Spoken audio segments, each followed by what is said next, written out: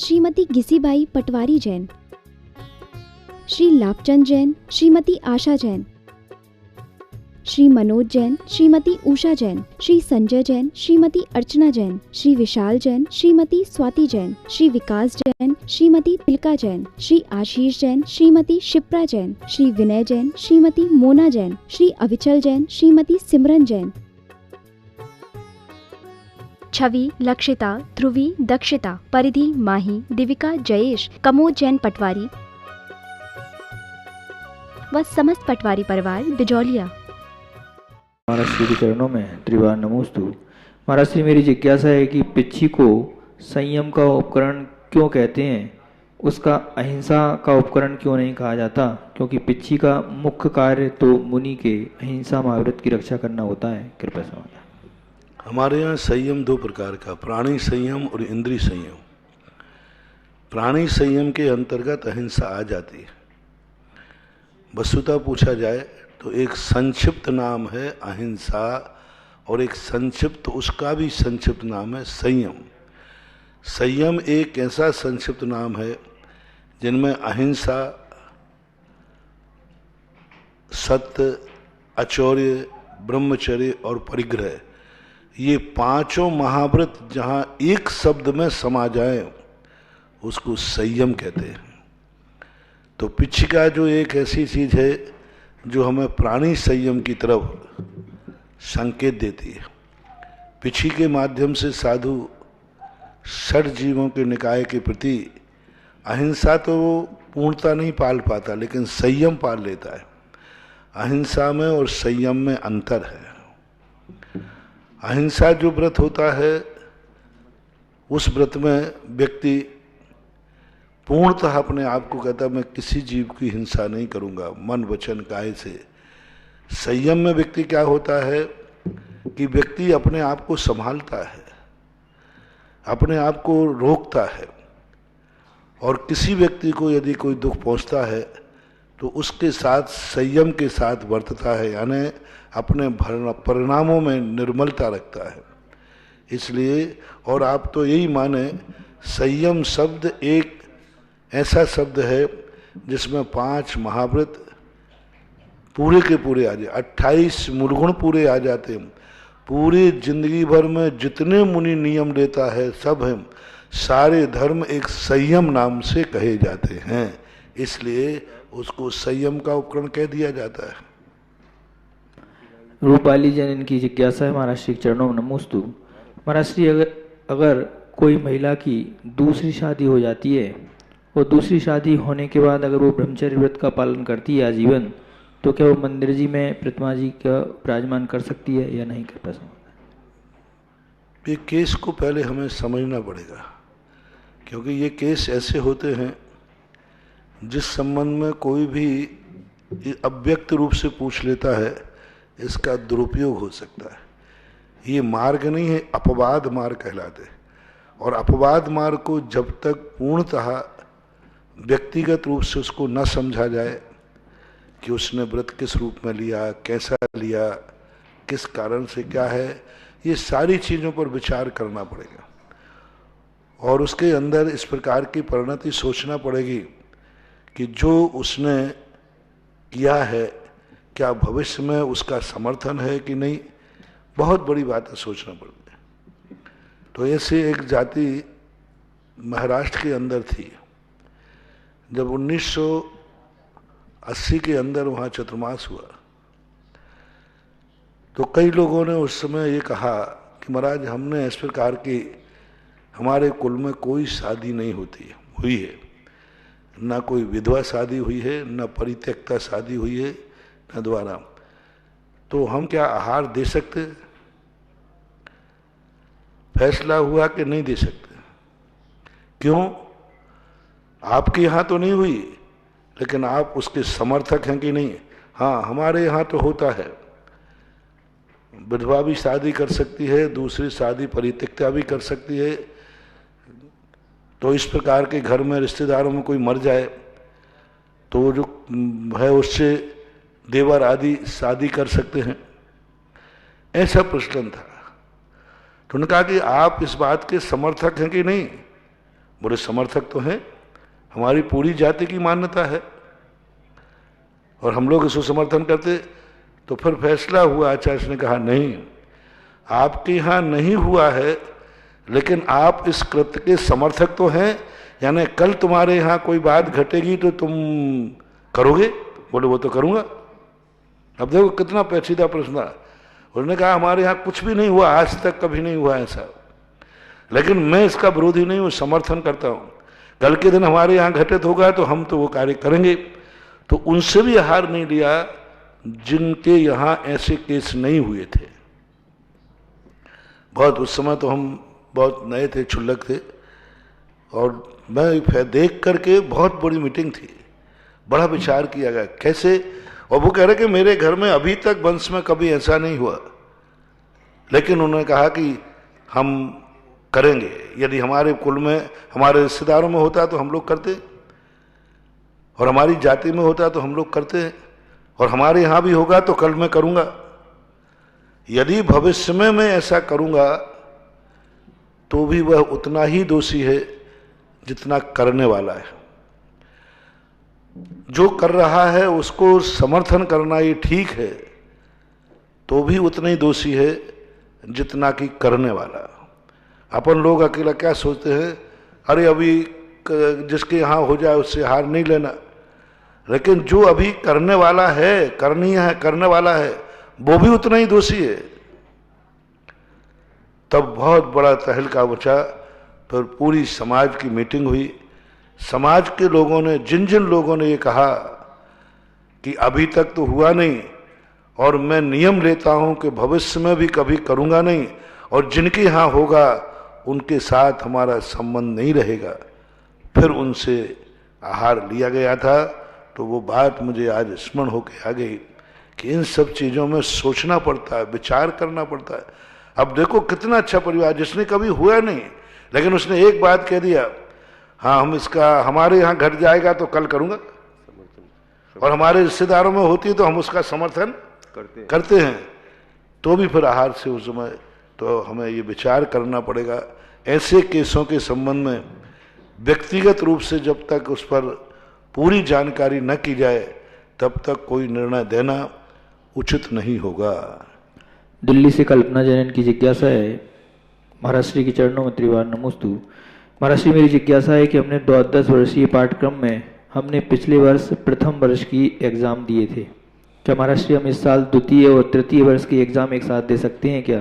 कृपया समाधान। दे सकते हैं, कोई बात नहीं। वो वहाँ से सांगानेर के जो प्रभारी हैं आप उनसे संपर्क कर लें, वो सारी व्यवस्था आपको बता दें।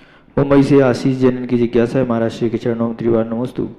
गुरुवर, जिज्ञासा है कि श्रावक जब भक्ति करता है तब देव, शास्त्र और गुरु में पर का आलम्बन लेता है, और वही श्रावक जब समयसार जैसे आत्मोन्मुखी ग्रंथ पढ़ता है तो अपने आत्म तत्व का आलम्बन लेता है। तो महाराज श्री, श्रावक तो एक ही है, तो एक श्रावक ही एक दिन में ये काम कैसे कर सकता है, और क्या दोनों के लिए कोई निश्चित काल तय करना चाहिए? कृपया समाधान। नहीं, ये तो समय समय के, दिन भर 24 घंटे में कितने कार्य तुम करते हो। एक दिन भर के अंदर व्यक्ति पिता का भी काम करता है, बेटे का भी काम करता है, भाई का भी काम करता है, व्यापार का भी काम करता है, शिष्य का भी काम करता है, भक्त का भी काम करता है। तो ये तो अपने अर्पिता नर्पित सिद्ध है। जिस समय जिसकी जहाँ जरूरत पड़ती है उसको उस रूप में हो जाना चाहिए। मंदिर में आते ही व्यक्ति को भक्त की अनुभूति होना चाहिए, ना कि मैं फलाने चंद हूँ, मैं किसी बेटे का पिता हूँ, मैं किसी का बाप हूँ या बेटा हूँ। ये सब अनुभव खत्म होकर उस समय मात्र एक अनुभूति आना चाहिए, मैं मात्र भगवान का भक्त हूँ। जब गुरु के पास पहुँचे तो मात्र अनुभूति आना चाहिए, मैं शिष्य हूँ। जब बेटे के पास पहुँचे तो उसको यही अनुभूति होना चाहिए, मैं मात्र एक पिता हूँ, बस, और कोई अनुभूति नहीं होना चाहिए। और जब पिताजी आ जाएं तो तुरंत अनुभूति होना चाहिए, मैं बेटा हूँ, बेटे का कर्तव्य। एक दिन में कितने पेच बदलना पड़ते हैं।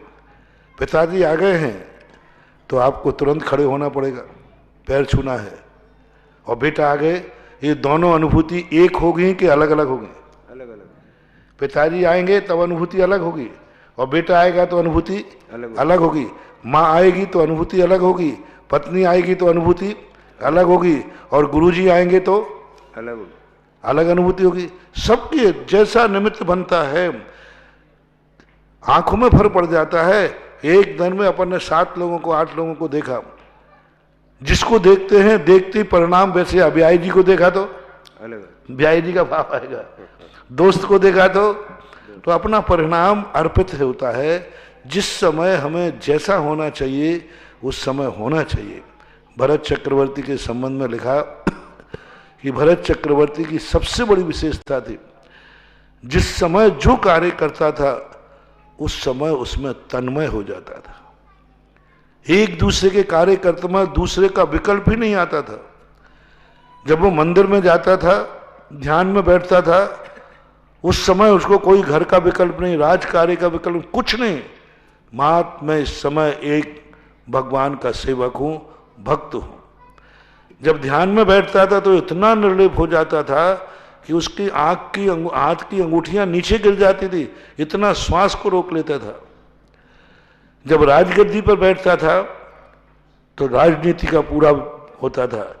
जब बच्चों के साथ होता था तो आप कह ही नहीं सकते कि ये चक्रवर्ती है, कह ही नहीं सकते। आपको लगेगा कि एक साधारण आदमी है। एक बच्चों के साथ जिस समय वो खेलता है, बच्चों को लेता है, उस समय ऐसा लगता है कि ये कोई चक्रवर्ती है, 6 खंड का अधिपति, एक सामान्य आदमी है। और वही व्यक्ति जब दंड देता है तो लगता है कि इससे बड़ा न्यायाधीश कौन है। तो चक्रवर्ती के सबसे बड़ा होशियार व्यक्ति वही कहलाता है जो अपनी जिंदगी में जिस समय जो परिणाम, जो भाव करना है उस परिणाम पर कंट्रोल कर लेता है। इस समय मुझे माला फेरना है, बस माला ही फेरेगा, मुझे कोई विकल्प नहीं, कोई द्वंद्व नहीं है, कोई विकल्प नहीं। तो ऐसा जो मन पे कंट्रोल कर लेता है वह व्यक्ति संसार में रह करके भी संसार से ऊपर उठ जाता है। एक दूसरे के कार्य के समय एक दूसरे के कार्य करोगे तो कोई भी कार्य की सिद्धि नहीं होगी। मंदिर में आकर के तुम्हें घर गृहस्थी के संबंध याद आएंगे तो मंदिर भी गया, और घर गृहस्थी में तुम्हें मंदिर की बात आई तो फिर घर गृहस्थी कैसे करोगे। नोट गिनते समय माला गिनने लग जाओ, नोट गिना दे नवोरंतारम नौ सदन, तो नोट और चला जाएगा। और माला गिनते समय नोट की गिट्टी आ जाए तो नोट चला जाए, माला चली जाए। इसलिए ये अर्पिता निरपित सिद्धि कहलाते हैं। अनेक रूप से परिणाम बनाना चाहिए। ये अपनी जिंदगी में सबसे, इसको बोलते हैं प्रत्युत्पन्न मति। प्रत्युत्पन्न मति किसे कहते हैं? जिस समय जो प्रसंग आया अपना सब कुछ विकल्प छोड़ के उसी में उसी रूप हो गया, तद्रूप हो गया। अब उससे आगे उसे कोई विचार नहीं है कल क्या है, अभी तो मैं यह करना है, तो वही करेगा, तन्मय होकर करता है। गुरुग्राम से मुकेश जनन की जिज्ञासा है। महाराज श्री के चरणों में नमोस्तु। महाराज श्री, आचार्यों ने विविध ग्रंथों में भावाश्रव के अलग भेद प्रभेद बताए हैं। द्रव्य संग्रह में 32, तो कहीं 57, तो कहीं 72, ऐसा क्यों? कृपया समझाइए। भावाश्रव के उनके उपभेदों को कर दिया है। कहीं 57 आश्रव हैं, आश्रव के द्वार हैं। अब तत्वार सूत्रकार ने तो कुछ नहीं लिया, मात्र लिखा मन वचन काय वांग मना कर्म योगा स आश्रह, बस मन और वचन काय को लिया। 3 ही आश्रव, ना वहाँ संतान आश्रय आए ना संतान वेगना, कुछ नहीं लिया, 3 को ही ले लिया संग्रहण की अपेक्षा। मिथ्यावृत्ति प्रमाद कसाय को मात बंध के क्षेत्र में ले लिया, आश्रव के कारण ही नहीं गिनाए, मन वचन। अब मन वचन काय जहाँ आ गया वहाँ सब आ गया। इसी प्रकार इनके उपभेद कर देते हैं। जैसे किसी ने आचार्य ने मिथ्यात्व को ले लिया, अब किसी ने मिथ्यात्व के 5 भेद कर दिए, 5 भेद कर दिए। किसी ने गृहीत और अगृहीत के 10 भेद कर दिए इसी मिथ्यात्व के। अब देखना, मिथ्या, अवृत्ति, वैनिक, एकांत आदि ये भेद कर दिए। अब इन्हीं के 2 भेद और कर दो, गृहीत और अगृहीत। अगृहीत मिथ्यात्व के विचारात्मक रहेंगे और गृहीत मिथ्यात्व के आयतन अनायतनात्मक रहेंगे। तो ये भेद हो गए, लो साहब 10 भेद हो गए। अब इसमें भी वैनिक के भेद हैं, क्रियावादियों के भेद हैं, 180 क्रियावादी हैं। अब मिथ्यात्व कितने प्रकार के होते हैं? कितने प्रकार के मिथ्या। देखो 180 क्रियावादी मिथ्या दृष्टि होते हैं, 80 निष्क्रिय होते हैं, अक्रियावादी 80 होते हैं। अब 180 और 80 और मिला दीजिए, इतने हो जाएंगे मिथ्यात्व के भेद। तो इसी भेदों को करके संख्या में वृद्धि है। मूल रूप से तो मन वचन काय से आश्रय होता है। अब मन वचन काय किस रूप है? क्रोध रूप है, मान रूप है, माया रूप है, मिथ्यात्व रूप है, जिस रूप है वो उस रूप में बंद कर देता है। दरियागंज नई दिल्ली से सुनीता जैन की जिज्ञासा है महाराज श्री के चरणों में त्रिवार नमोस्तु। महाराज श्री मैं दरियागंज से हूँ। महाराज जी मेरी जिज्ञासा है कि हम महिला आश्रम में अष्टानिका पर्व का विधान चल रहा था, उसमें लास्ट दिन 24 के शांतिनाथ भगवान की प्रतिमा खंडित हो गई। उसमें प्रतिमा का सर अलग हो गया और शरीर अलग हो गया। महाराज जी यहाँ की सारी समाज डरी हुई है, कृपया हम क्या करें, हमको मार्गदर्शन करें। पहली बात तो पाषाण की मूर्तियों के साथ खिलवाड़ करना नहीं चाहिए। लोग ये समझ लेते हैं ये तो भगवान है, इनका क्या बिगड़ेगा, ये तो अनंत शक्ति संपन्न, इनकी तो प्रतिष्ठा हुई हुई है, इनका क्या बिगड़ेगा, ये तो सबके पालनहार है, सबके रक्षक हैं, इनका क्या बिगड़ेगा। अरे भाई भगवान तो शक्तिमान है, उनका तो कुछ नहीं बिगड़ेगा, लेकिन भगवान जिस पाषाण में बैठे हैं उसका तो बिगड़ सकता है। अभी सुशील मोदी बोले, मैंने कहा भाई दूर रहना, छूना मत। अरे महाराज आप तो ब्रह्मांड के सारे संचालक हैं, शक्ति संपन्न हैं, आपका कह रहा हूं ना क्या कर लेगा। अरे भाई मेरा तो कुछ नहीं कर लेगा, लेकिन ये शरीर तो मेरा नहीं है, शरीर तो पुद्गल गए, इसका तो बिगाड़ कर सकता है। नहीं मैं तो छूंगा, आपका क्या बिगड़ेगा। अरे भाई मेरा तो कुछ नहीं बिगड़ेगा, मुझे तो क्या पड़ने वाला। लेकिन ये शरीर जो है, ये शरीर हमारा नहीं है, शरीर ये मुनि का नहीं है, शरीर रत्नत्रय नहीं है, शरीर में अनंत ज्ञान अनंत शक्ति नहीं है। अनंत ज्ञान शक्ति आत्मा में है, और वायरस आत्मा को नहीं होता है, वायरस जो पकड़ता है शरीर को पकड़ता है, और शरीर में आत्मा है। तो जैसे ही इस शरीर को पकड़ेगा आत्मा छोड़ के चली जाएगी, और फिर तुम आत्मा को पकड़ नहीं पाओगे क्योंकि तुम शरीर को पकड़ते हो। तो ये जो आप लोग करते हो भगवानों के साथ, पहली बात तो पाषाण के भगवानों को जितनी मूर्तियां होती हैं उनको उठाधरी नहीं करना चाहिए, फिक्स कर देना चाहिए। और जहां फिक्स करते हैं वहां भी सावधानी से करना चाहिए। अभिषेक करने जाते हैं तो बड़े सावधानी से हाथ लगाना चाहिए। कई लोग क्या है कि नीचे सफेद सीमेंट डाल देते हैं और वो समझते हैं कि इतना पकड़ लिया और ऐसे हाथ से पहुंच देंगे। अब इधर से हाथ से पहुंचा और मूर्ति पीछे गिरी। अब देखना मूर्ति है, चिपकी है, आपको विश्वास क्या है कि मूर्ति तो नीचे चिपकी है, और आपने जो लिया ऐसा। अरे कई लोग मुझे ही चौकी पे गिरा देते हैं। मैं गिरते गिरते बचता, कई बार सीधा कपड़ा लिया यूं बोला, अरे मैंने कहा भाई गिरने से बचने दे। तो ऐसी मूर्तियों के लिए धोखा हो जाता है। अरे आपने सफेद सीमेंट से चिपकाई है, उसमें जो ज्यादा धक्का लगेगा सफेद सीमेंट निकल जाएगा। तो आपको पाषाण की मूर्तियों को बहुत सावधान रहना चाहिए। देखो मूर्ति का टूटना, ये जीवित मूर्ति है। कोई जीवित मनुष्य की गर्दन काट दे तो उस समय क्या स्थिति बनती है। जीवित मुनि के कर, ये तो भगवान जीवित है। 10 प्राणों की स्थापना की गई, उसमें 10 प्राणों की स्थापना की गई है। और जब स्थापना की जाती है तो वो साक्षात माना जाता है।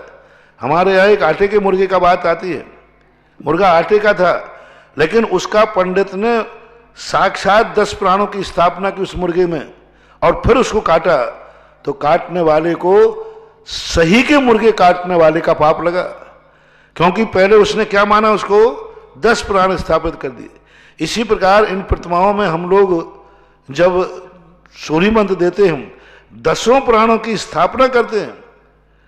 आप 10 प्राणों की स्थापना करते हुए मूर्ति को यदि करते हैं तो फिर ऑपरेशन करना अलग चीज होती है और गर्दन अलग कर देना अलग चीज होती है।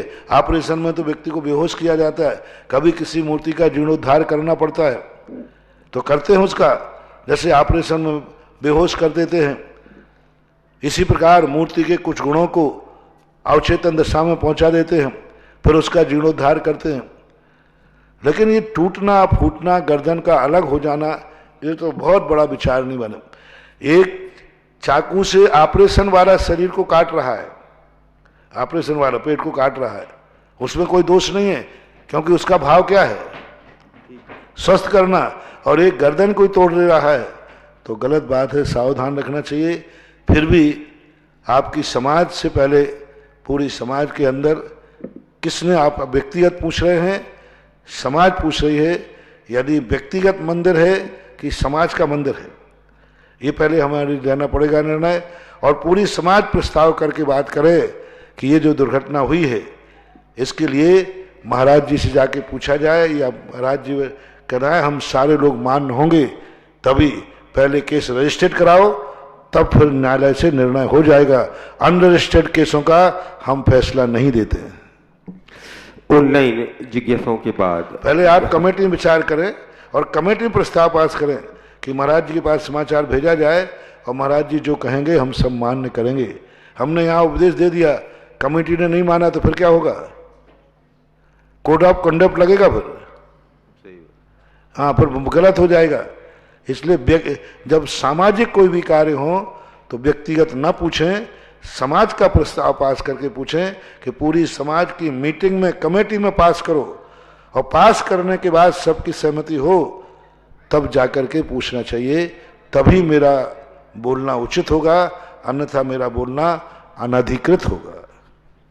ऑनलाइन जिज्ञासाओं के बाद यहाँ उपस्थित सभी श्रावक श्रावकाएं और जिनवाणी चैनल और सुधा चैनल के माध्यम से देख रहे देश विदेश के श्रावक श्रावकाओं की ओर से परम पूज्य श्री के चरणों में कोटिशः नमोस्तु नमोस्तु नमोस्तु गुरुवर। प्रथम जिज्ञासा के लिए आज आमंत्रित कराऊं श्रीमान सुशील कुमार जी साहब मोदी नगर, और उसके बाद तैयार रहेंगी श्रीमती राखी जी जैन ललितपुर। मेरे गुरुवर के श्री चरणों में बारंबार नमोस्तु भगवान, बारंबार नमोस्तु भगवान, बारंबार नमोस्तु भगवान।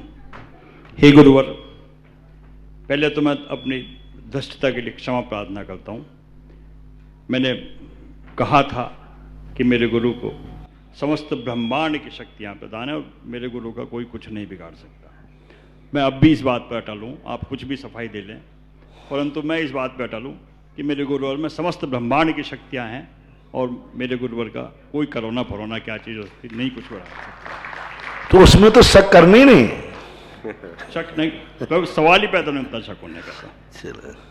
है मेरी जिज्ञासा गुरुवर, अभी अभी मैंने भगवान पार्श्वनाथ स्वामी के दर्शन किए, पहली दफा दर्शन किए, मेरी संतुष्टि नहीं हुई। जिज्ञासा पहले भी रखी थी पर उस बात से संतुष्टि नहीं हुई।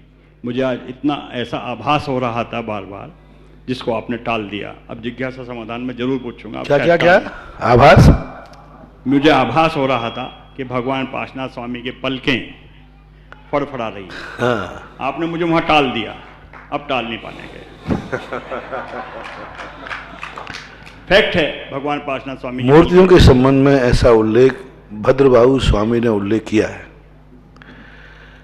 मूर्तियों के अंदर स्पंदन होना, मूर्तियों में से ज्योति निकलना, मूर्तियों में से जल का निस्सरण होना, मूर्तियों में से धुआं निकलना, मूर्तियों का हलन चलन होना, इस संबंध का उल्लेख भद्रबाहु स्वामी ने उल्लेखित किया है। अब उसको अपन को सही ढंग से निर्णय करना पड़ेगा कि वो हमारे आंखों का भ्रम है या यथार्थ में है। कभी कभी पाषाण में होता है, जैसे आपने कई बार देखा होगा, एक टाइल्स लगते हैं तो तुम्हारे जिसमें चित्र बने रहते हैं, उसको गौर से देखोगे आप बहुत देर तक तो सांतिया के रूप में दिखने लग जाते हैं, और है नहीं सांतिया, और थोड़ी देर बाद वो सांतिया मिटता हुआ दिखेगा। ऐसा आप वहाँ चंदेरी है एक, थोबन जी के पास, ललितपुर के पास चंदेरी, वहाँ पर कुंथनाथ भगवान की वेदी में आप अक्सर कर देखना, लोग वहाँ बैठे मिलते हैं और वो देखते हैं कि यदि सांतिया दिख गया तो मेरा काम हो जाएगा, और सांतिया टूटा हुआ दिखा तो काम बिगड़ जाएगा। मैं भी उसमें बैठा ध्यान किया, समय किया, तो वो एक प्रकार के अपने आँखों का एक ऐसा कंसंट्रेशन जो अपन बनाते हैं तो उस प्रकार की आकृति बन जाती। ऐसा आजकल कई बार कांच बनते हैं, गौर से देखो तो महावीर स्वामी की तस्वीर उसमें दिखने लग जाती, और सामान देखो तो टिप्पी टिप्पी टिप्पी टिप्पी से रहते हैं। तो इसको हमें पहले गौर से महसूस करना पड़ेगा, देखना पड़ेगा, तभी हम इसका कोई निर्णय कर सकते हैं। हो सकता है आपको भगवान का स्पंदन दिखा आंखों का, हो सकता है भगवान आपको देख रहे हो, ये कौन आया है, मजा आ गया। कैसा है, कहाँ का है, क्या है, देखिए। पर गुरुवर ऐसा कभी आभास नहीं हुआ, कभी नेवर, पूरी लाइफ में, पूरे जीवन में आज पहली दफा ऐसा आभास हुआ कि भगवान की पलकें फड़फड़ा। मैं कह रहा हूँ कि यहाँ तो अब जब से बड़े बाबा बैठे हैं, गगन बिहारी बैठे हैं, यहाँ तो हर मूर्ति में कुछ ना कुछ अतिशय दिखता ही रहता है। जय हो। आप अभी गगन बिहारी में देखना, आप मूल नायक में देखना, आप बड़े बाबा को देखना, कुछ ना कुछ, जहाँ मैंने कहा ना, अभी परसों ही मैंने कहा था, यहाँ तुम्हारे लिए निर्णय करना मुश्किल हो जाएगा कि इनमें से कौन सी मूर्ति ज्यादा अतिशयकारी है। जिस मूर्ति के सामने बैठोगे वही अपने अतिशयों को एक से बढ़कर एक स्थापित करेंगे। जय हो। अभी हो रहा पंचकर्णा के बाद मैं देखकर स्तब्ध रहता हूँ। जब बड़े बाबा के पास पहुँचता हूँ तो ऐसे लगता है कि देखते रहो, और जब गगन बिहारी पारसनाथ का दर्शन करता हूँ तो वहाँ पर ऐसा लगता है कि खड़े रहो, ऐसे ही देखते रहो बस। तो ये, और अभी और भी पता नहीं यहाँ क्या क्या होने वाला है। जय हो, जय हो। अब देखते जाओ क्या क्या होने वाला है। जय हो। गगन बिहारी की तो क्योंकि जब कोई एक शक्ति का स्रोत खुलता है, बताते हैं कि शरीर में कोई बीमारी हो और वो ठीक हो जाए तो फिर उसकी स्वस्थता का कोई अंत नहीं होता। ऐसे ही अब इस तपोदय तीर्थ क्षेत्र के ऐसे ऐसे द्वार खुल रहे हैं और ऐसे खुलने वाले हैं कि एक दिन वो दिन आएगा जो ये क्षेत्र एक अंतरराष्ट्रीय अतिशयों का केंद्र बन जाएगा। जय हो। गुरुवर गगन बिहारी के दर्शन क्योंकि हर स्थान पर एक कल्पना होती है, हर स्थान पर एक अपनी कल्पना से अपन रचना करते हैं। यहाँ तो वह सब कुछ घटित हो रहा है जो कभी यहाँ सही में हुआ था। बिल्कुल हो रहा है। एक कल्पना से बनाना, जैसे अपन को कोई मूर्ति बनाना है अरहंत भगवान की, तो अपन कहते भाई अरहंत भगवान कैसे थे, ऐसे थे, तो अपन मंदिरों में, तीर्थ क्षेत्रों पर मूर्ति बैठाल देते। अभी तक तो ऐसा कहीं हुआ ही नहीं। पहली मूर्ति जहां पर ओरिजिनल अरहंत बने थे, भारत में एक ऐसा स्थान बताओ जहां भगवान को केवल ज्ञान हुआ था, उस स्थान को बताओ। तुम सारी दुनिया में घूमते हो, एक स्थान बताओ जहां भगवान को केवल ज्ञान हुआ था। वो स्थान आप हम सबको पता है, निश्चित स्थान केवल बिजोलिया का कहीं भी। मैंने सबसे पूछ रहा हूं, अभी लाइव में बोल रहा हूं, क्योंकि मैं पूरा भारत घूमा नहीं हूं और मुझे मालूम नहीं, इसलिए मैं कोई बातें ऐसे बोल देता हूं जिससे कोई ना कोई मेरी बात का उत्तर देवे। मैं आज कह रहा हूं कि भारत में एक ऐसा स्थान बताओ जहां भगवान को केवल ज्ञान हुआ था, और वो स्थान अपन सबको मालूम है। अभी तक मेरी दृष्टि में नहीं आ रहा, कोई ने जवाब भी नहीं दिया। 8-10 दिन पहले भी कहा था, कहां यहां से भगवान को केवल ज्ञान हुआ था। मुनि अवस्था में भगवान यहां बैठे थे और यहां से केवल ज्ञान हुआ था। वो केवल ज्ञान स्तरी चाहिए मुझे। केवल ज्ञान तो हुआ है, शास्त्रों में हुआ है, गांव के नाम है, लेकिन मुझे वो स्थल चाहिए भारत में जहां ये कह सके यहां पर भगवान को केवल ज्ञान हुआ था, उसका स्थान ये है। मात्र हमारे लिए तो अभी तक भारत में एक पहला स्थान मिला। हर स्थान पर अपन केवल ज्ञान अरहंत भगवान की मूर्ति बैठालते हैं, वो हमारी रचना है, कल्पना है। यहां तो एक दिन वो था जब साक्षात अरहंत बने थे। एक दिन वो था जब यहां पर साक्षात, दूसरी जगह अपन भगवान की पारसनाथ की फन वाली मूर्ति बैठा लेते, क्योंकि पारसनाथ पर उपसर्ग निवारण हुआ था, तो वो रचना है, कल्पना है। यहां तो वो घटना साक्षात घटी थी कि धरणेन पद्मावती यहां साक्षात आए थे, उनका परिचित स्थान है। और दूसरी बात, यहां पर तो भगवान का विहार हुआ था, रेस्टेड है कि अगर दुनिया में अपन कहीं भी बैठा लेंगे तो कल्पना होगी, लेकिन यहां पर तो जो कुछ भी घटित हो रहा है वो सब पहले कभी हुआ था, उसी को अपन रेखांकित करते हैं। जैसे भगवान को जब जन्म कल्याणक होता है तो सौधर्मिंद एक जब भगवान को माता को सौंपता है, सौंपने के बाद राज दरबार में जाकर आनंद नाम का नाटक खेलता है, और आनंद नाम के नाटक में क्या बताता है कि भगवान के 5 कल्याणक, कि भगवान के कल्याणक कैसे होंगे, क्या होगा, सब बताता है। तो ऐसा ही यहां हमें तो कुछ नहीं करना, कैसा हुआ था उसको मात बताना है कि एक दिन ऐसा यहां हुआ था। ये तो प्रामाणिक है कि बिजुलिया में पार्श्वनाथ भगवान का केवल ज्ञान हुआ, यहाँ आकर ये प्रामाणिक मिला। और दूसरे क्षेत्र में जैसे हमारे यहाँ का अही क्षेत्र है, वहाँ कोई प्रमाण नहीं मिला, ऐसा कहा जाता है कि विदंती है। खैर, लेकिन आज गगन विहारी पार्श्वनाथ स्वामी के दर्शन किए पहली दफा मैंने, वो अलौकिक छटा, वो अलौकिक मूर्ति और वो जो दृष्टांत जो ऐसा माना गया वो निराला है। उसके लिए मैं मेरे गुरु के चरणों में बारंबार कुछ भी नहीं कर सकता, नमन कर सकता हूँ जो ऐसा विराजमान किया गया। और साथ में बस एक बात, ये जो मुझे आज आभास हुआ, मेरे लिए इष्ट है कि अनिष्ट है? मेरे लिए इष्ट है कि इष्ट है, इष्ट है। नमोस्तु भगवान, नमोस्तु भगवान, नमोस्तु। श्रीमती राखी जी जैन और उसके बाद तैयार रहेंगे महावीर भैया अजमेर। मेरे श्री निर्म्यापक श्रमण मुनि श्री सुधा सागर जी के चरणों में बारंबार नमोस्तु नमोस्तु नमोस्तु। मुनि श्री, मेरी जिज्ञासा है कि हम लोग दान मतलब रोज तो नहीं कर पाते, जैसे उत्तम पात्र को दान, तो जैसे औषधि दान है, आहार दान है, हम लोगों के नगर में मुनि श्री हैं भी और नहीं भी हैं, तो फिर हम लोग दान की कैसे अनुमोदना करें? हमारे यहाँ 3 प्रकार से कोई भी कार्य किया जाता है, कृत, कारत और अनुमोदना से। जब अपने पास कोई पात्र नहीं है तो हम दूसरों से भी करवा सकते हैं। जैसे आपके नगर में कोई महाराज नहीं है और कोई ऐसे नगर में महाराज हैं जहां आपके कोई रिश्तेदार रहते हैं, आपके कोई संबंधित लोग रहते हैं, आप उनसे कहिए कि साहब देखो मैं तो यहाँ हूँ, हाँ हमारे यहाँ तो महाराज नहीं है, आपके यहाँ अच्छे महाराज आए हुए हैं, आप उनको चौका लगाइए, आप उनको हार दीजिए, आप उनके प्रवचन सुनिए, आप दर्शन करिए। तो ये क्या हो जाएगा? कारत।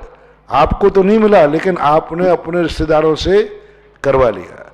अब कारत भी ना हो तो हमारे अनुमोदना होती है। जब व्यक्ति भोजन करने बैठता है तो उस समय ये भावना कर ले, उसको काल को टाल दे कि हमारे मुनि महाराजों का आहार की बेला कब है, उसके पहले हम अन्न जल ग्रहण नहीं करेंगे। मुनि महाराज आहार को कितने बजे उठते हैं, एक सामान्य नियम करके इतने बजे महाराज सारे भारत के उठते हैं, हम इसके पहले अन्न जल ग्रहण नहीं करेंगे तो भी आपको उत्तम पात्र को दान देने का पुण्य लग रहा है, क्योंकि आपने उसकी बेला को टाल दिया। हाँ, बहुत बड़ा काम। उन्होंने कहा क्यों भाई, आप पहले क्यों नहीं करते? नहीं, हमारे महाराज लोग जब तक आहार को नहीं उठेंगे तब तक हम नहीं करेंगे। तो तुम्हें क्या मालूम, हमने अंदाज कर लिया कि सामान्यता ये है। दूसरी बात, जब अब वो आहार करने बैठता है तो वही मान के बैठता है कि संसार में जहां भी मुनिराज आहार को उठे हों उन सबका आहार निरंतराय हो। ऐसी भावना करके और 9 बार नमोकार मंत्र पढ़ लेता है तो अनुमोदना से भी उत्तम पात्र को दान देने का पुण्य लग सकता है। और महाराज श्री औषधि दान? औषधि दान में भी यही है, जब अपन को देने को मिलता है तो ठीक, नहीं मिलता है तो अपने दूसरों से दिलवा सकते हैं। दूसरों से कह सकते हैं कि भाई इस समय मौसम चल रहा है, इस समय स्थिति ये है, साधु यदि बीमार हो तो मेरे पास औषधि है, उस औषधि का नाम बता दिया, दिलवा दिया। नहीं हुआ तो निरंतर ये भाव न करो कि हमारे महाराजों को कभी बीमारी हो ही नहीं। भावना भाव कहे भगवान, सारी दुनिया में बचाव चल रहा है, हमारे मुनिराज तो दिगंबर होते हैं, हे भगवान हमारे दिगंबर मुनिराजों के लिए कोई कोरोना वायरस आदि कोई उनके पास भी नहीं भटक पाए, ऐसी भावना कर सकते। आज जो भारत में कल जो हमने 2 दिन 3 दिन से अभियान चला रहे थे, आज भारत के कम से कम 10,000 लोगों ने कम से कम भक्तांबर विधान किया मंदिरों में। मंदिरों व्यक्तियों में नहीं, मंदिरों में। सारे भारत से, कर्नाटक से, महाराष्ट्र से, उत्तर सबकी तरफ से समाचार आए कि आज मंदिरों में ऐसा लगा जैसे 10 लाख क्षण पर्व चल रहा हो, कोई महाविधान चल रहा हो, और हर व्यक्ति ने जाकर के भक्तांबर विधान किया। जो कभी मंदिर नहीं जाते थे, विधान में कभी बैठते नहीं थे, वो भी जाके विधान में बैठे और बराबर सबने ये भावना भाई है कोरोना की शांति के लिए। अभी उदयपुर का एक इन्होंने दिखाया, विमल पाटनी, उनके परिवार आर के मारवल वालों का छोटा बेटा है, तो उसने भी मंदिर में जाकर शांति धारा की और पूरे परिवार ने बैठकर बच्चों के साथ बैठ करके भक्तांबर विधान किया, हवन किया। तो ये क्या है? ये सब औषधि दान ही तो है। आज जिन जिन लोगों ने कोरोना दूर कर, बीमारी दूर करने के लिए शांति धारा की, अभिषेक किया, विधान किया, इन सब ने औषधि दान दिया है। सबको औषधि दान का पुण्य लगेगा, क्योंकि अनुमोदना से हमने औषधि दान दे दिया, हमने गंधोदक से औषधि दान दे दिया, हमने अभिषेक से औषधि दान दे दिया, हमने हवन से औषधि दान दे दिया, और अभी शाम को सारे मंदिरों में भक्तांबर आरती होगी। इस आरती से भी हम सारे के बीमारों को दवाई दे रहे हैं। तो औषधि दान अपनी भावना से भी दिया जाता है, और भावना में बहुत बड़ी ताकत होती है। हमारे शास्त्रों में एक उदाहरण आता है कि एक जंगल में आग लगी, महाराज वहां बैठे थे, उनको अपनी चिंता नहीं हुई, चारों तरफ से पशु पक्षी चीख रहे, चिल्ला रहे हैं। उनको ऐसी करुणा जागी कि हे भगवान, इन्होंने कौन सा पाप किया और ये वेदना मेरे से सहन नहीं हो रही है। इतने क्लेश में पहुंच गए, इतने क्लेश हो गया कि उनके कानों में जानवरों की चीख, आग लगी, हाथी दौड़ रहा, शेर सब भाग रहा, जंगलों में आग लगी, और महाराज को इतना संक्लेश हो गया, उनके संक्लेश को ब्रह्मांड भी सहन नहीं कर पाया।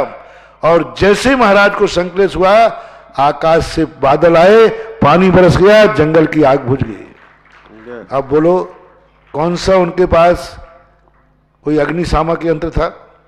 भावनात्मक। भावना से भी हम बहुत बड़ा औषधि दान दे सकते हैं।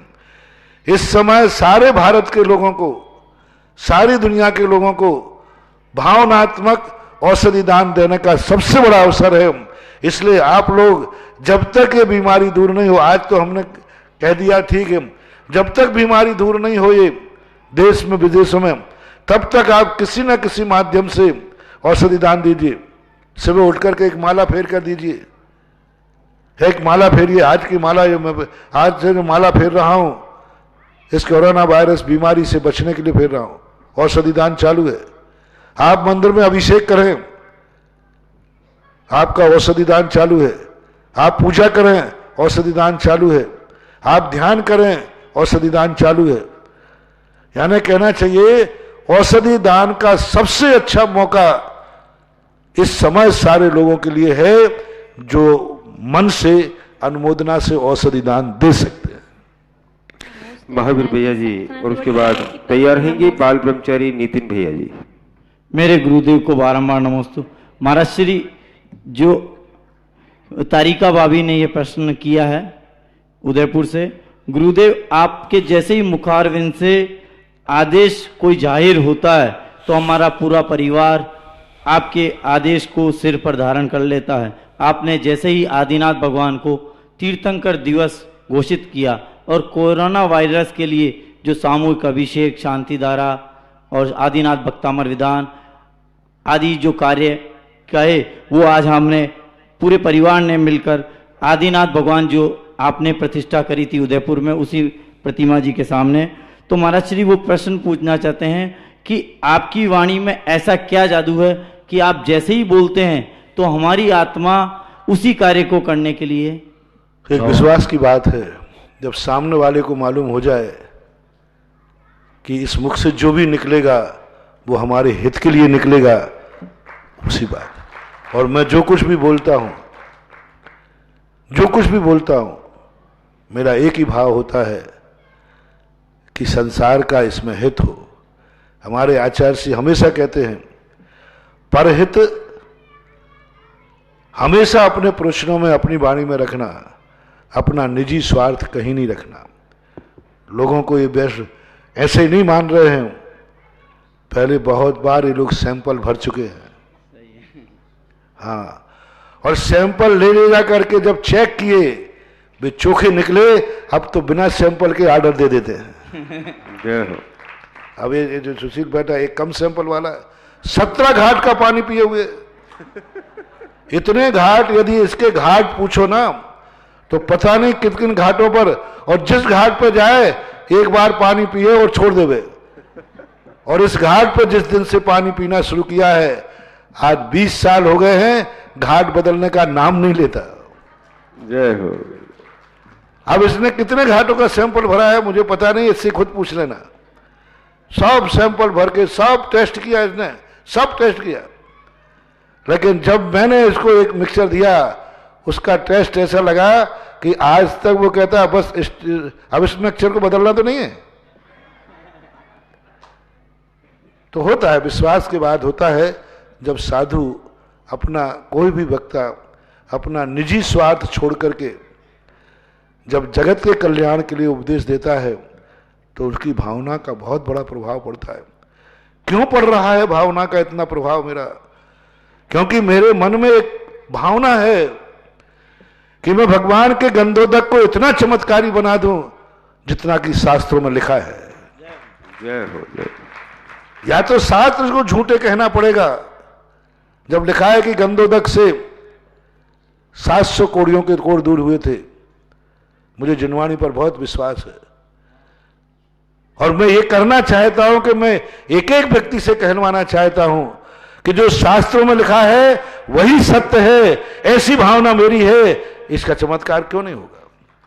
मैं भक्तांबर के एक एक श्लोक को सार्थक करना चाहता हूं कि भक्तांबर में जो पूज्यवर मानतुंग आचार्य ने अपना सत्य महाव्रत दाव पर लगाया है, सत्य महाव्रत दाव पर लगाया है, और मैं दुनिया को दिखाना चाहता हूं कि हमारे पूज्यवर मानतुंग आचार्य महाराज सत्य महाव्रती थे।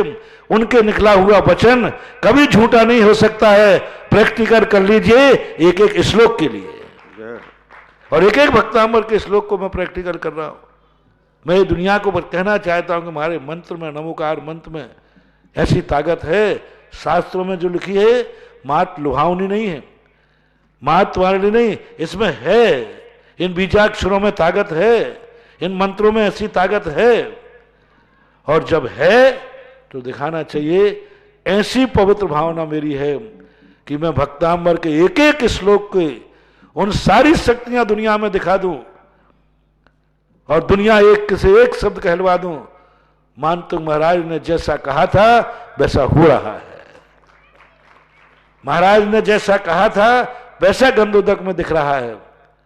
बस यही स्थिति, यही भावना के कारण से आज लोग कहने लगे हैं कि महाराज जैसा कहा था वैसा हमारी जिंदगी में भी घटित हो रहा है। विश्वास की बात है। ये विश्वास बनाने के लिए अपने अंतरंग चेतना से, अपनी अंतरंग शक्ति से धर्म के प्रति श्रद्धान, ये मेरा चमत्कार नहीं है कि मैं यहां से बोलता हूं सब मान लेते हैं। ये किसका चमत्कार मालूम? ये मेरी श्रद्धा का चमत्कार है कि मुझे जैन धर्म पर इतनी श्रद्धा है। मेरी श्रद्धा का चमत्कार है कि मुझे गंधोदक पर विश्वास है। मेरी श्रद्धा का चमत्कार है कि मुझे शांति धारा पर विश्वास है। मेरी श्रद्धा का विश्वास है कि मुझे भक्तांबर पर विश्वास है। मेरी श्रद्धा का विश्वास है कि शास्त्र में लिखा है जिनेन्द्र भगवान की मूर्ति के दर्शन करते हुए निधत्त निकाचित कर्मों का क्षय हो जाता है। बड़ी तपस्या से नहीं होता, मुनि बन जाए तो भी नहीं कर पाएंगे, लेकिन जिनेन्द्र भगवान की मूर्ति से लिखा, ये पूज्यवर वीरचंद स्वामी महाराज ने लिखा, और वो सत्य महाव्रती थे, वे झूठ नहीं लिख सकते। तो मैं दुनिया को दिखाना चाहता हूं ऐसी मूर्तियां बैठाल करके कि यदि सही ढंग से मूर्ति बैठा ली जाए तो आपके वो पाप क्षय हो जाएंगे इन मूर्तियों से जो मुनि बनने के बाद भी तीर्थंकर भी नहीं कर पाएंगे। इन मूर्तियों में तीर्थंकरों से भी ज्यादा ताकत है महानुभाव। साक्षात तीर्थंकर थे, वे भी अपने निधत्त निकाचित कर्मों का क्षय नहीं कर पाए और उन्हें भोगना पड़ा। लेकिन इन मूर्तियों में, उन्हीं भगवान की मूर्ति में ये ताकत है कि यदि हम अपनी विधि से उनके दर्शन करें और बाकायदा उनके विधि पूर्वक उनकी स्थापना करें जैसी की जाती है, अच्छा पाषाण हो, अच्छा दातार हो, और सूर्य मंत्र देने वाला भी अच्छा मुनि हो, जो स्वयं साधक करता हो, तो उन मूर्तियों के दर्शन करने से नियम से निधत्त निकाचित पापों का, संकटों का क्षय होता है। ये शास्त्रों में लिखा है और वो ही मैं देख रहा हूं और तुम्हें दिखाना चाहता हूं।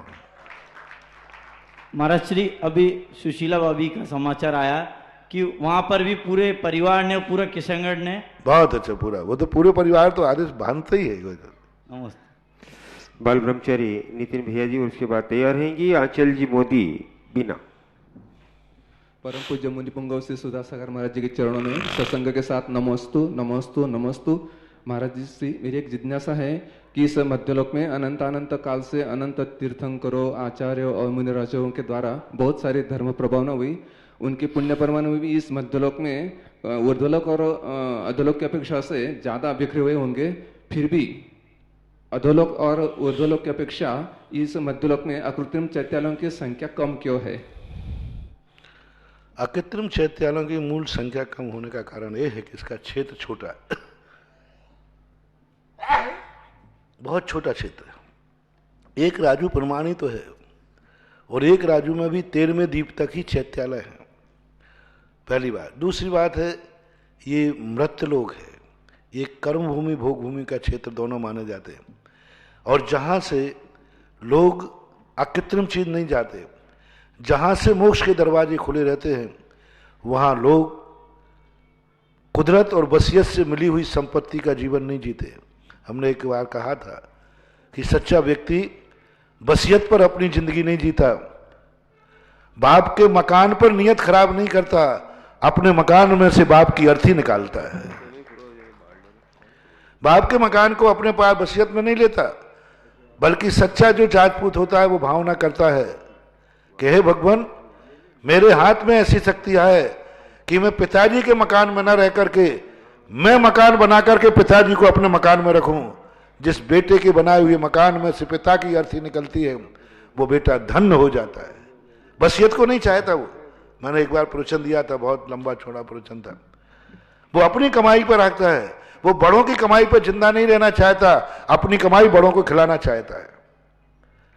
इसी का परिणाम है कि भारतीय संस्कृति में भगवान से कोई भोग नहीं लेता, भगवान को भोग लगाता है। हमारे यहां देखो, भगवान अपना मंदिर नहीं बनाता, भक्त बनाता है। तो जहां से मोक्ष के दरवाजे खुलते हैं, वहां पर प्रकृति कहती है कि तुम वसीयत में मिले हुए मंदिर की पूजा मत करो, तुम खुद मंदिर बना के पूजा करो, तुम खुद भगवान बना के पूजा करो, तुम दी हुई अकृत्रिम चीजों से पूजा मत करो, तुम खुद पसीने से कमा के लाओ और भगवान के उन द्रव्यों से पूजा करो। क्योंकि श्रमण संस्कृति जो होती है अपनी साधना के बल पे होती है। जहां अकृत्रिम चीजें ज्यादा होती हैं, वहां के मोक्ष के दरवाजे बंद होते हैं। स्वर्गों में देखो, विमान अकृत्रिम, धन दौलत अकृत्रिम, वस्त्र अकृत्रिम, सब कुछ अकृत्रिम है, कुछ वहां करना ही नहीं, मोक्ष के दरवाजे बंद है। और यहां देखो, भोग भूमि में कोई मेहनत नहीं करना पड़ती, मोक्ष के दरवाजे बंद हैं। जहां लोग पसीने की कमाई खाते हैं, उसी पसीने के कारण से लोगों को मोक्ष मिलता है। इसलिए मध्यलोक में मोक्ष के दरवाजे होने से कृत्रिम चैत्यालयों की संख्या ज्यादा है, अकृत्रिम की नहीं। जहां कृत्रिम चैत्यालयों की संख्या ज्यादा होती है, वहां से मोक्ष के दरवाजे खुलते हैं। ये कर्म। आंचल जी मोदी के बाद तैयार रहेंगे दिलीप जी जैन बरेली। बंधु, परम पूज्य श्री के आशीर्वाद से बड़े बाबा की बेदी में जो स्वर्ण कार्य शीघ्र ही होने जा रहा है, उसके लिए 2 सोने की टोकरियां बरेली मध्य प्रदेश से गुप्त दान में प्राप्त हुई है। 21,000 रुपये की राशि राजेंद्र कुमार जी निर्मला जी जैन अरिहंत कॉलोनी विदिशा। 51 रुपये मेहता प्रेम कुमारी जी जैन बांसवाड़ा। 51 रुपये की राशि सुनील कुमार जी मधुलिका जी जैन नई दिल्ली। और असीमकालीन जो वक्तांबर विधान यहाँ प्रारंभ हो चुका है, उसके लिए 51,000 रुपये की राशि से अखिल अनेशा जैन चंदोशी जिला संभव उत्तर प्रदेश। और आज परम पूज्य श्री के आहारचर्या का सौभाग्य प्राप्त करके गिशीलाल जी पदम कुमार जी पारस जी गोधा पुजोरिया ने भी असीमकालीन वक्तांबर विधान में अपनी स्वीकृति दी है। सभी के दान और पुण्य की अनुमोदना जिज्ञासा रखें। मेरे परम श्रद्धेय मुनि श्री के चरणों में कोटि कोटि नमन। मुनिश्री, मेरा प्रश्न यह है कि प्रथम तीर्थंकर से लेके 24 तीर्थंकर तक आगे आगे हाइट कम होती जाती, ऊंचाई, तो क्या जब समोसरण की रचना होती है तो छोटे छोटे समोसरण भी छोटा बड़ा होता है या उनका निर्धारित? पूज्यवत प्रणतिकार आचार्य महाराज ने जैसे जैसे भगवान की अवगाहना होगी वैसे वैसे समोसरण भी छोटा होता है। जैसे आदिनाथ भगवान का समोसरण 12 योजन का था और महावीर स्वामी का समोसरण 1 योजन का था, तो उम्र के अनुसार ही पूरी सब सिंहासन चमर छत्र सब देवता भी आएंगे तो उसी हिसाब से अपनी विक्रिया करेंगे। आदिनाथ भगवान के समोसरण में देवता आएंगे तो 500 से धनुष की विक्रिया करके आएंगे, और महावीर स्वामी के में आएंगे तो 7 हाथ के आएंगे, और जब पारसनाथ के आएंगे तो 9 हाथ के आएंगे, तो सब उसी के अनुसार सेट होता है। दिलीप जी जैन और उसके बाद तैयार रहेंगी किरण जी जैन गुवाहाटी। तो ये समोसरण इंद्र के उधर स्वर्ग में रखे रहते हैं कि तुरंत उसकी रचना होती है? कुछ सामान ऐसा होता है जो रखा रहता है, कुछ सामान विक्रिया से बनता है। नमोस्तु गुरु। दिलीप जी जैन। 108 मुनिश्री मुंगो श्री सुधासागर जी महाराज की नमोस्तु भगवान, नमोस्तु नमोस्तु।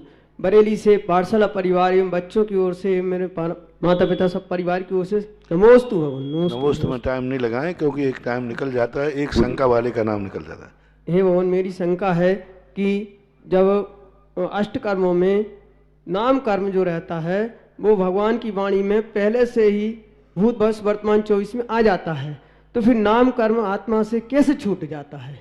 क्या हो जाता है? नाम कर्म आत्मा के से जुड़ा रहता है। नाम कर्म? हाँ जी, आयु कर्म के बाद सारे कर्म छूट जाते हैं आत्मा से, तो फिर नाम कर्म में तो भगवान की वाणी में भविष्य में नाम कर्म की घोषणा हो चुकी है। हाँ, तो भविष्य में क्या होता है वो उन्होंने ये जान लिया कि यह जीव इस प्रकार की गति में जन्म लेगा और यहाँ इसका ये नामकरण किया जाएगा। अरे ये तो चीजें अपन ही जान लेते हैं, अपन लोगों के स्वप्न में भी आ जाता है कल क्या घटना घटना। व्यक्ति ने रात में स्वप्न में देखा कि फलाना व्यक्ति मेरे दरवाजे आ रहा है, सुबह पता चला कि वो तुम्हारे दरवाजे आ जाता है, पहले ही से आभास हो गया था। कई बार ऐसा स्वप्न देख लिया किसी ने, फलाने नंबर की फलानी गाड़ी का एक्सीडेंट देखा उसने, और सुबह देखता है तो उसी का गाड़ी का एक्सीडेंट मिलता है। तो ये तो अपना सद्ज्ञान ही पकड़ लेता है। ज्ञान के माध्यम से वो भविष्य में उस निमित्त नैमित्तिक परिणति को जान लेते हैं कि यहाँ पर ये निमित्त मिलेगा और ये घोषणा की जाएगी, तो ये उनके केवल ज्ञान की विशेषता होती है, ऐसा जानना चाहिए।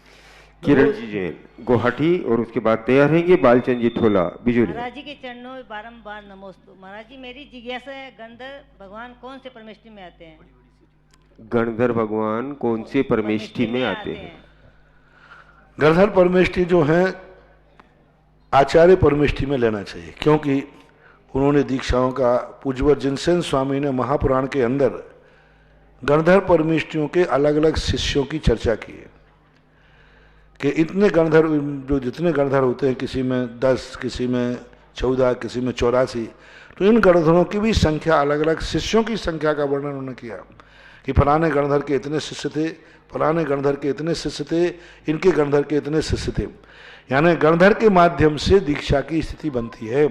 अरहंत भगवान तो दीक्षा देते नहीं, वे तो साक्षी है। दीक्षा देने वाले गणधर परमेष्ठी होते हैं। तो किस गणधर परमेष्ठी ने कितने शिष्य हैं, ऐसा जिनसेन स्वामी ने हरिवंश पुराण में लिखा। उन हरिवंश पुराण के अनुसार ऐसा मानना चाहिए कि वो आचार्य परमेष्ठी के अंतर्गत आते हैं। हालांकि उनमें गुण तीनों परमेष्ठी के विद्यमान हैं, क्योंकि वे द्वादशांग के ज्ञाता हैं, तो 25 मूल गुण उनके पास हैं, और मुनि होने से 28 मूल तो उनके पास हैं ही हैं, इसलिए उनको तीनों परमेष्ठी मान सकते हैं। बालचंद जी ठोला के बाद तैयार रहेंगी किरण जी जैन ग्वालपाला।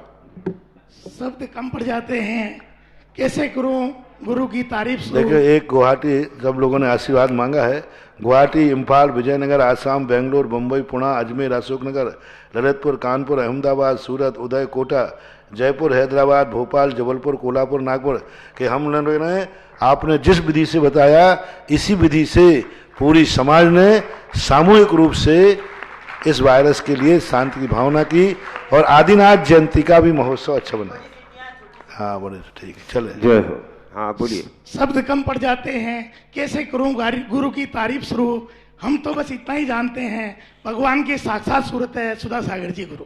हाँ बोलो जिज्ञासा करो। मेरी जिज्ञासा ये गुरुदेव कि भगवान की एनर्जी को हम कैसे अभिभूत करें, प्राप्त करें कि ये कोरोना वायरस जैसे हमारे पास आया ही नहीं। प्रयास उसी का किया जा रहा है। बस आप लोग उस एनर्जी के लिए डेवलप करने के लिए, क्या होता है हमारे मूर्तियों में भगवानों में शक्ति तो होती है, लेकिन जब तक भक्त की भक्ति प्रकट नहीं होती वो शक्ति ट्रांसफर नहीं होती। नमस्ते। शक्ति तो विद्वान है, अब ट्रांसफर करने के लिए तो मैंने आज सारे भारत को अभिषेक करने के लिए कहा, और आज इसी ट्रांसफर के लिए तो मैंने कहा है कि अभी शाम को भक्तांबर करो, और इसी के लिए ट्रांसफर के लिए कहा है कि प्रतिदिन तुम भगवान के सामने बैठ भावना करो। और मैंने तुम्हारे लिए ध्यान दिया था कि एक बार कहा था जब हम शांति धारा के पहले ओम बोलते हैं तो एक ओम होता है जो भगवान से लिया जाता है, अपने लिए ग्रहण किया जाता है, मस्तक पे धारण करते हैं हम, जैसे शांति धारा के पूर्व ओम बोलते हैं हम, तो वह ओम हमारे भगवान के मुख से निकल रहा है, मेरी तरफ आ रहा है। दूसरी बार ओम में हमारे सिर पर विराजमान करो, तीसरी बार ओम में हमारे शरीर में प्रवेश करा दो। अब हमें दूसरे की तरफ भेजना है, तो अब हमें शांति धारा के समय ओम को सारे ब्रह्मांड में फैला दो और ऐसी भावना करो कि हे भगवान आपकी एनर्जी सारी दुनिया में फैले।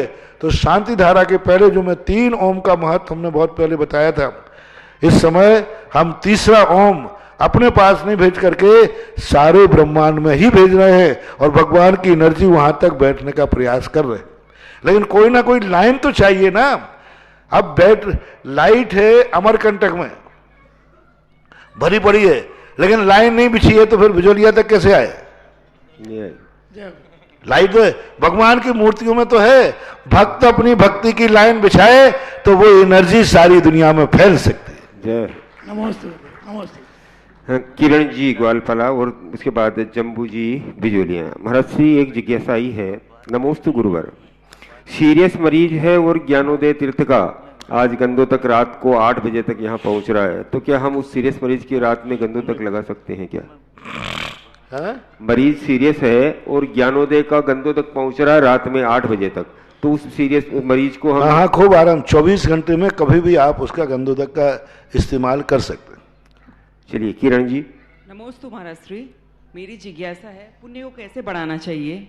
हाँ? पुण्य को कैसे बढ़ाना चाहिए? पुण्य कार्य करके, सीधी बात। जो पुण्य कार्य हैं अपने जो षड आवश्यक हैं, विशुद्धि परिणाम है, श्रद्धा में अपनी ताकत बढ़ाओ। जितने सबके अनुष्ठान पुण्य के लिए तो ही होते हैं। ऐसा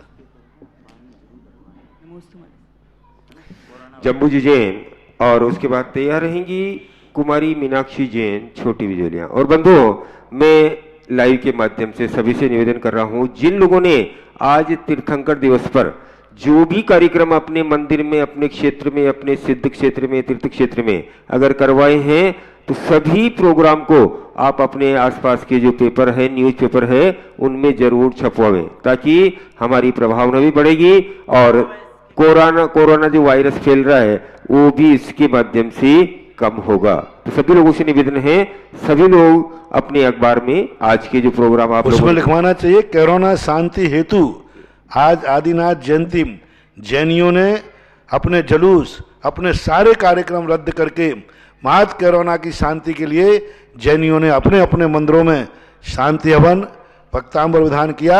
उसमें जरूर लिखना कोरोना महामारी की शांति हेतु लिखा है, ये शब्द। जम्बू जी गोदा।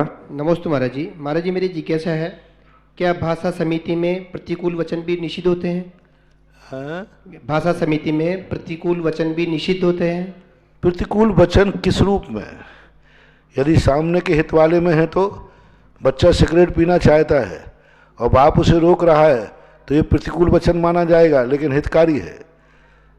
एक अपराधी को जब दंड देता है मजिस्ट्रेट तो अपराधी के प्रतिकूल होता है, अपराधी नहीं चाहता मुझे सजा दी जाए, लेकिन वो मजिस्ट्रेट सजा बोलता है, प्रतिकूल वचन हो गया। तो प्रतिकूल वचन का अर्थ क्या? सामने वाले को दुख देना है या उसको सुधारना है। यदि सामने वाले हित और सुधार के लिए प्रतिकूल वचन बोला जाता है तो बोलना ही चाहिए, क्योंकि सर्वथा अनुकूल वचन बोलने में यदि अहित होता है तो फिर वो अनुकूल वचन नहीं है। माँ बेटा मिट्टी खाता है तो माँ को प्रतिकूल वचन बोलना ही पड़ेगा कि इसको मत खाओ। तो ये भाषा समिति का दोष नहीं, इसमें भाषा समिति आएगी, अभिप्राय देखा जाएगा। कुमारी मीनाक्षी और उसके बाद हर्षाली जैन। सकल दिगंबर जैन समाज छोटी बिजुलिया की तरफ से मुनिश्री के चरणों में त्रैवार नमोस्तु। महाराज जी, आज आपके आशीर्वाद से बच्चों से लेकर बड़ों तक ने अभिषेक, शांति धारा और भक्तामर महामंडल विधान किया। और मेरी जिज्ञासा ये है, 12 भावना में आता है 14 राजू उतंग नव लोक पुरुष संतान तामी जीव अनादिति भरमत है बिन ज्ञान। इन पंक्तियों का अर्थ क्या है और इसमें राजू शब्द आता है, उसका अर्थ क्या है? राजू यानी एक नाप है। जैसे आप लोग बिजोलिया कहें कि भाई बिजोलिया कितने एरिया में है, 1 किलोमीटर में। ऐसे ही 3 लोग कितने में है, तो सैद्धांतिक शब्द है राजू। राजू असंख्यात किलोमीटरों का एक होता है, बहुत बड़ा, असंख्यात किलोमीटर होते हैं, तो उसको राजू नाम से कहा जाता है। तो इस पूरे 3 लोक का 14 राजू उतंग नवलोक पुरुष संतान। 14 राजू यानी जैसे लंबा ऊंचा, उतंग यानी ऊंचा, ये 3 लोग 14 राजू ऊंचा। कैसा है? लोक पुरुष संतान, पैर फैला करके कमर पे हाथ रख दे में जो आकार बने वह 3 लोक का आकार है। इस लोक में 84 लाख योनियों में जीव भटकता है बिन ज्ञान, ये इसका अर्थ। नमोस्तु। कुमारी हर्षाली जैन सिंगोली और उसके बाद तैयार हैं कि निर्मला जी गोधा बिजोलिया। नमोस्तु महाराज जी, मेरे और मेरे परिवार की तरफ से और प्रतिभा स्थली की दीदी और सभी बच्चों की तरफ से नमोस्तु। मेरा प्रश्न यह है कि यदि हम उपवास करने का निश्चित कर लेते हैं और हमारा अचानक कहीं जाने का प्लान बन जाता है, तो गाड़ी में पाठ जाप करते हैं तो दोष लगता है या नहीं लगता? उसको पाठ की कोटि में न लेकर के स्मरण कर सकते हो, दोष तो बराबर लगेगा, नंबर कम कटेंगे। लेकिन यहाँ वहाँ की गप्पे की अपेक्षा पाठ कर रहे हैं तो कोई दो बाधा नहीं, घाटा है नहीं, लेकिन वो पाठ माना नहीं जाएगा। पाठ की अपेक्षा तो सदोष है, लेकिन पढ़ने की अपेक्षा से ठीक है, उसको काउंट नहीं करना। उसके लिए बाद में जाकर के उसका फिर से पाठ कर लेना चाहिए या कुछ प्रायश्चित कर लेना चाहिए।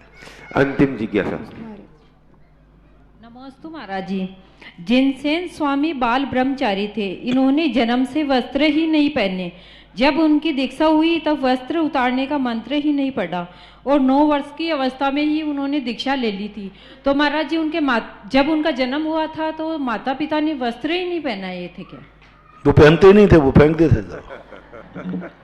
नहीं तो छोटे थे महाराज जी, तो वो थोड़ी समझते थे। हैं?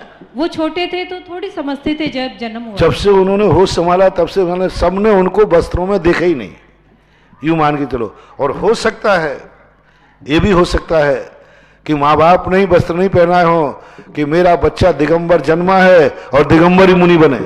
जय हो। ऐसा एक पूज्यवर रविशरण महाराज ने श्री पद्म पुराण के अंदर मंदालसा नाम की माता का वर्णन किया है।